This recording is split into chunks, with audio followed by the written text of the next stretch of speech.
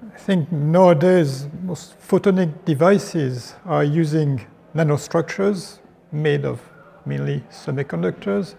And I've seen over the last 30 years the development and the growing importance taken by nanostructures in this field, starting with two-dimensional, fairly large structures, and then going to more and more well-defined and narrow nanostructures. So for me, it's quite obvious that nanostructures are essential for photonics.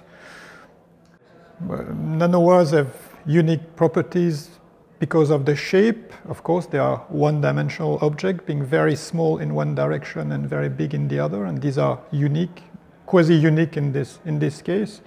Then these dimensions can be tuned, and many demonstrations have been made that in the field of photonics, for lasers, for photovoltaics, so these are structures that potentially can bring improvement.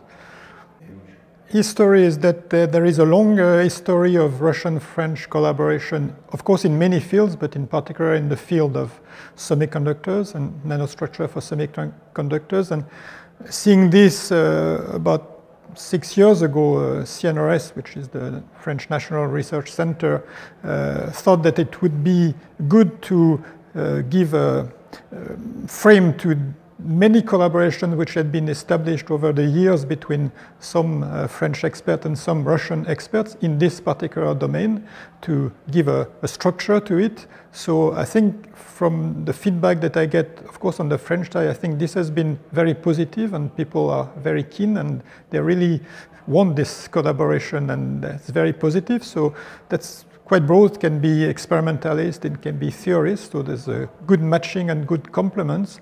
And personally, I can also say that I very much appreciated this collaboration that I have in particular with Professor Dubrovsky, but of course, that's only my experience, and it's very much larger in France. And actually, this is semiconductor nanostructures, but I know from what I've seen in France that Russian-French collaboration encompasses much broader fields, but I can only speak about what I know. So in this particular domain, it's very, very positive.